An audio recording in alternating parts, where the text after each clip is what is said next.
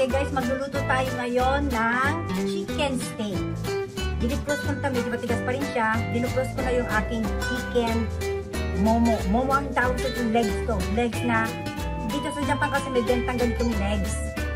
Na tinanggal na nila yung mga buto at tinano lang nila yung ano, parang inopen nila. Yan, para masarap siya sa steak, okay? Pang pork steak siya, okay? Ang gagawin natin muna ngayon is hugasan ko muna siya. Okay, hugasan natin siya. Then, lagay natin siya sa tray. Tayo ng tray ko. Okay.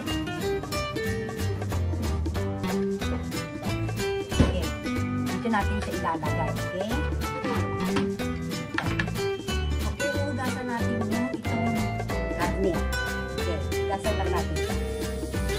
Kasi, ang manok doon ng karne kasi, ang karne ng manok is masyado daw yung tawag dito yung biting, yung germs pag hindi mo hugasan. At saka pag maghugas ka raw ng karne ng manok, kailangan maghugas ka rin kaagad ng kamay mo kasi pag ginawag mo ito kung saan at may subo ito, magiging cause ito ng pagtatae.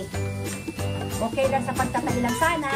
Minsan kasi yung iba na-hospital pa sa sobrang pagtatae. Ganun daw kagrabe itong itong tawag dito, itong manok. Okay. Then, pag na natin siya na ganyan, yan, kuha ako ng pork. Okay, butas-butasan lang natin ito ganyan. Para yung lalagay nating panlasa sa kanya is sip-sipin siya. Okay. Sip-sipin siya. Ay, konti lang. Yan. Pati sa likod. Yan. Okay.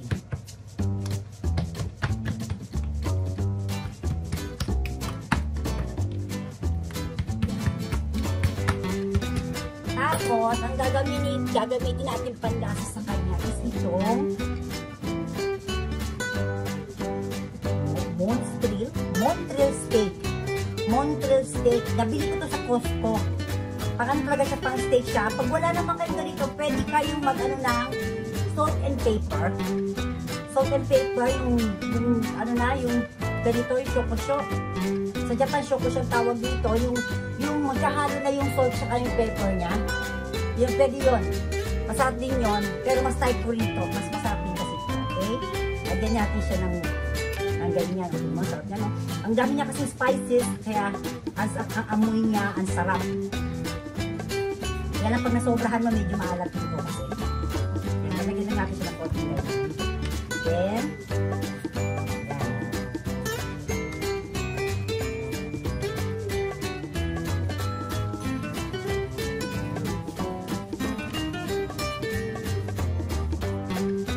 So, yun sa nagreklamo yung aking palawag sa aking mga dinakis na medyo maalat. Kaya, bawas-bawas ako na dito ng pagkakalat.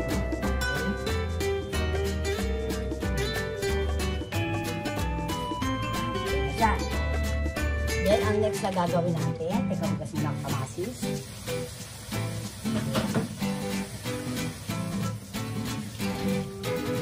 Okay, ang next na gagawin natin is, natin siya, i-steam. Okay. Okay, i-steam natin siya dito. Painitin ko yung aking kawali, fry pan. Okay. Kasi dito, magluluto ako mamaya. Sabay-sabay ko magluto kasi tatlo po tayo lulutuin natin. So, isang plate lang siya, okay? Pag medyo pa siya, ginagawa ko kasi sa kanya, medyo may tubig pa siya, hugas ko lang. Pwede mo siyang punasan ng paper. Tawag ito? Kitchen paper, okay? Then, okay. Dito, mainit na yung aking kawali, okay? Ang gagawin natin dito, itong ating manok. Ito kanina, itong manok natin. Dito sa may balat. Ilalagay natin siya ganyan. Okay. Ayan. Medyo maliit ng aking kawali. Pandalawahan lang muna kami.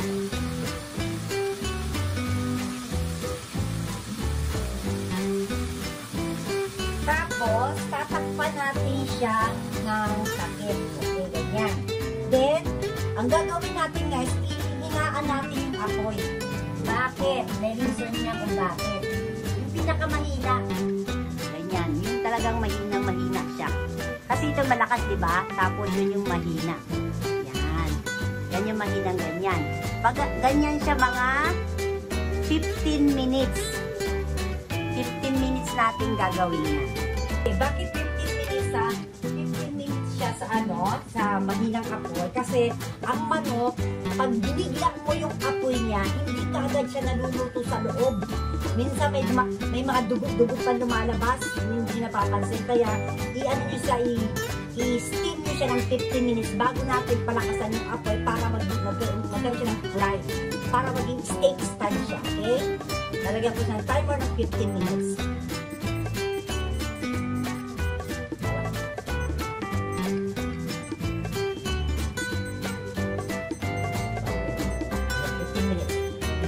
Marunong gumamit ng ano pa. Yan, 15 minutes. Ay mo 16 minutes. I-start ko lang to. Yan. Wait natin siya ng 15 minutes, okay? At sumunod yun. Habang nag-wait tayo ng 15 minutes sa kanya, ang next na gagawin natin for dinner is magsasaing ako, okay? Magsasaing tayo, ha? Okay, sinuligas natin. Diretso na siya, okay? Tapos, nalagyan na natin siya ng water.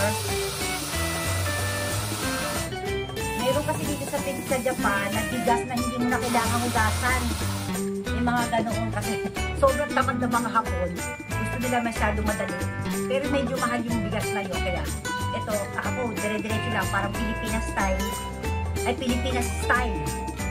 Yung ganyan. Ganyan siya.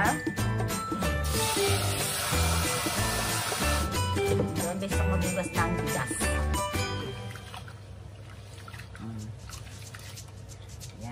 Habang naghihintay tayo, niluluto natin yung ating chicken, ating chicken steak. Gagawa tayo ng mga ibang bagay. Diba? Hindi lang isa lang yung ating naluluto. Okay. Then, isasalag ko na ito sa aking rice cooker. Okay. Isasalag na natin ito sa aking rice cooker.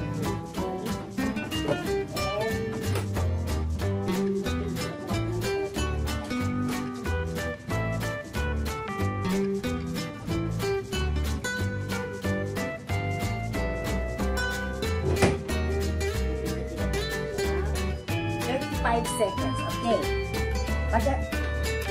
Habang inaantay natin siyang maluto yung kanin at saka yung manok, ngayon, gagawa tayo ng isang menu.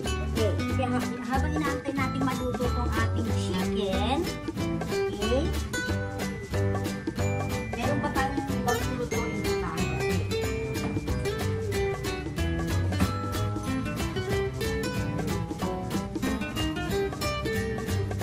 Kasi I'm very tamad. Ito, pakukuluan ko lang to para uminit siya. Ano to? Para itong tokwa sa atin. Yung para sa leche plan style. Yung ginagawa natin leche plan, kaya lang matamis. Pero ito, leche plan style siya na binuo. May itlog din to. Kasi pag ginawa ko to, medyo matagal ang oras, di ba? Pag leche plan, ang tagal ng oras pag ginawa mo, di ba? Meron, ang lasa niya is salty din, na mayroong panlasa na, ang tawag dito niya. Yung kanin, ang tawag ng kanin is alimasag. Ito naman is gulay na matstake. Ito alimasag din to. At mastake. Dalawa lang siya. Okay. Ang gagawin ko dyan is ganito, ha? Okay, kuha tayo ng kaldero para pakuluan. Ay!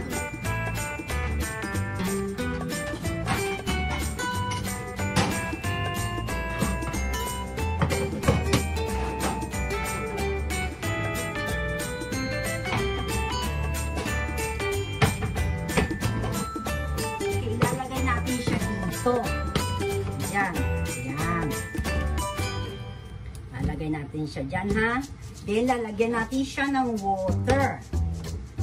Yung ating, nag-ano na yung ating, yung ating manok. Okay, lalagyan natin siya ng water.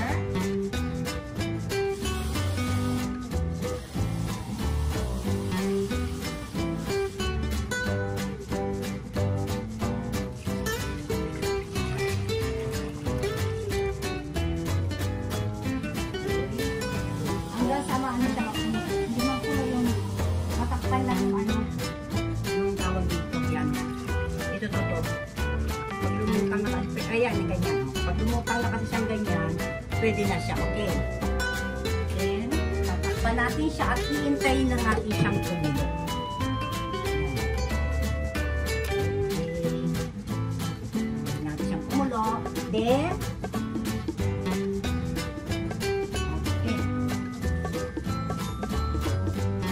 magagawa ulit tayo ng isang pa.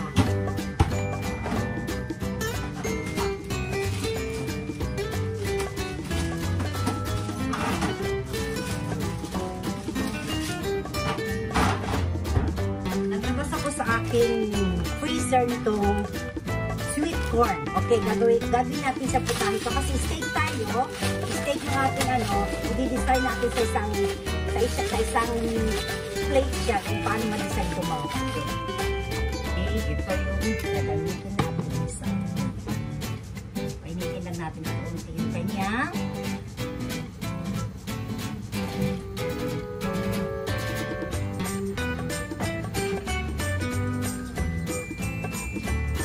painitin natin siya. Then, ang gagawin natin ngayon, sweet corn. Okay. At lang tayo ng butter. Okay. Lagyan natin siya ng butter, ha? Mga ganyan kalatagan yung butter. Matigas kasi yung butter dito.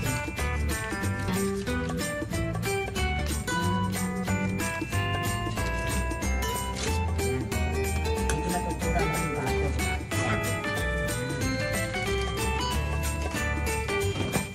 Tapos, dito sa butter na to, ilalagay na natin, ilalagay natin kaagad itong corn. Itong corn. Okay, ilalagay natin lahat. Ilalagay natin lahat yung corn. Yan, pag nilagay mo na yung corn, nakasakasama na ng corn natin. So, nabibili kasi ito po, na frozen na siya, sweet corn frozen, dito sa Japan. Okay.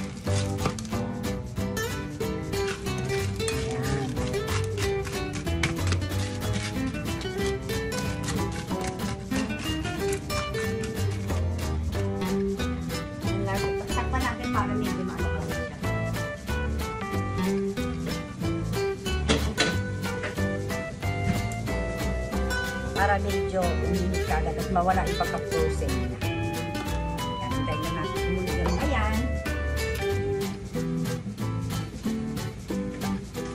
Okay. Hintayin na natin yung siya ganyan. Then, tingnan lang natin yung ating manok. Then, dito sa manok, lalakasan na natin itong apoy niya. Okay. Medyo naluto na yung kasi pag steam mo siya, talaga hanggang sa ibabaw, medyo mag-ibay ng kulay niya. Ibig sabihin sa loob niyan, is luto na. Ngayon, ang gagawin natin, palalakasin natin yung apoy. Yan. Tapos, wait tayo na yung mag-brown. Okay? Wait natin ganyan siya. Okay, kumukulo na itong ating ito. Ang gagawin natin dito is papatayin na natin siya. Bago natin pala patayin ito, kasi gagamitin ko yung wala kasing green yung ating ating tool. Ang gagawin ko dito, habang kumukulo ito, maglalagay ako ng frozen okra. Frozen okra. Okay. Okra ito.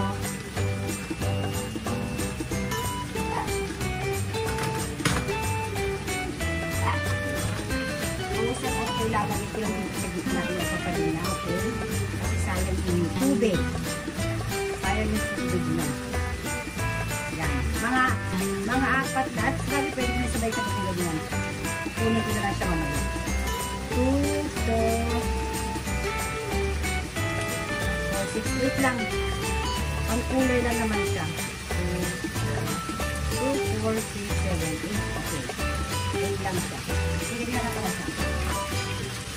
Magmarang konti siya. Para medyo maluto yung frozen. Okay lang. Magsipit-pit na yan. Pipit-pit na ang ating timer. I-off ko to. Then, kaya tatatakit na siya. Itingnan natin itong kalikod ng manok is kung nagpa-brown na siya. Okay, nag-brown na siya. Babalik natin siya. Okay, pagkakas natin siya. Then, inahin na yung konting apoy. Then, next is 5 minutes na. luto na to, i-off mo na lang siya, wait na lang natin sa pag-serve, okay? Pero kung okay na isa, okay na to. Gagawin natin, isi-check natin itong ating, ayan, okay na siya. Medyo na ano na yung corn niya, nangangamoy butter na siya, ayan. Then ang gagawin natin dito is lalagyan lang natin ng toyo. Lalagyan natin siya ng kunting toyo lang. Ganyan, para may lang siya. Yan. Napapay ko pala pati ito. Yan. Mayroon pang electric. Hindi ko tayo pang electric kasi hindi ko anong gamay yung apoy. Gusto ko tayo nag-aapoy siya. Okay, palakasan natin ito apoy sa kabila. Tapos lagyan din na. Pwede nyo siyang lagyan din ng ano, na salt and pepper. Ako gamit ko yung kanina. Itong steak. Grilled steak. Monte steak sa Costco. Lagyan ko lang ng kaunti para yung ano niya, medyo may amoy lang siya ng kaunti. Yung kaya mga herbs. Okay na. Tapos ito is okay na to. Okay. I-wait lang natin siya. Patayin natin apoy. I-wait lang natin siya maluto yung manok para i-serve na natin siya sa isang plate. Makikita ko sa'yo kung paano ko i-serve siya sa plate. Para isang plate lang. Wala kang maraming plato-plato. Sige, makikita ko sa'yo mamaya pag naluto na yung ating mga manok kung paano ko naman i-serve ito sa table. O kaya sa isang plate. Okay, nilalagay na natin yung ating mga ingredients. Okay.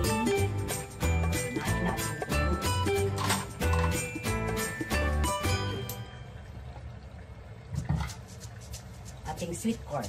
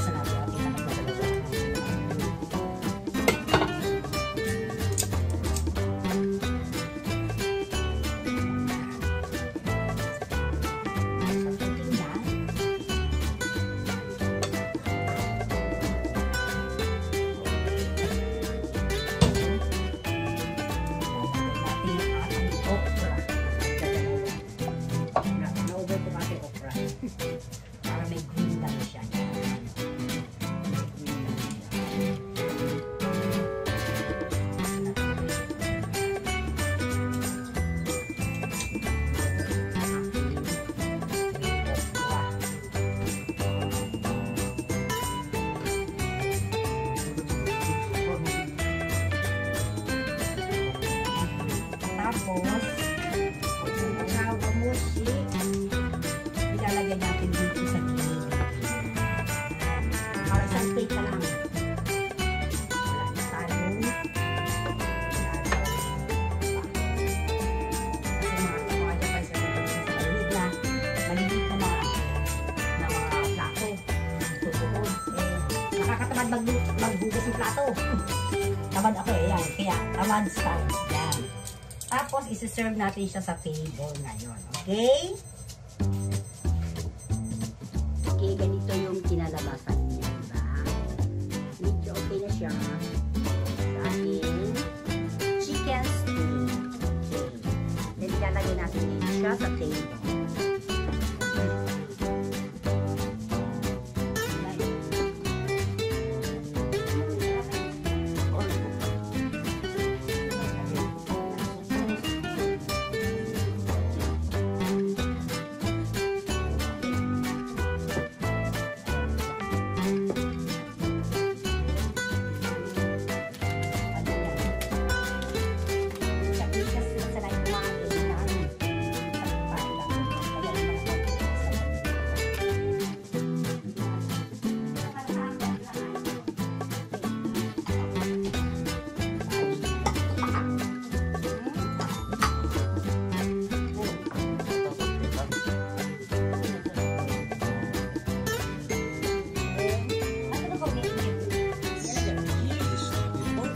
食べるときは大丈見るときに見えるんですよ。夫。あれもパッパなの。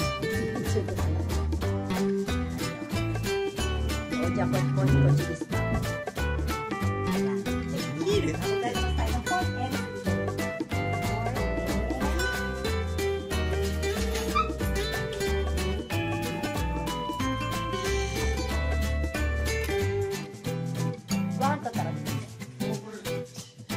Lumayas yung isa. Ayaw magpakuha ng camera. Kakain na kami ng food.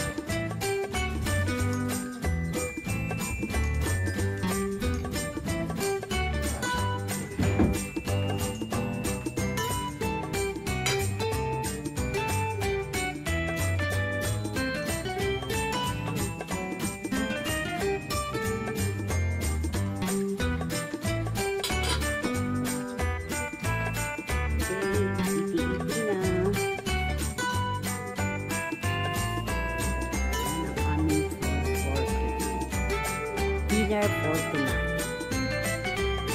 Okay. Thank you for watching, guys.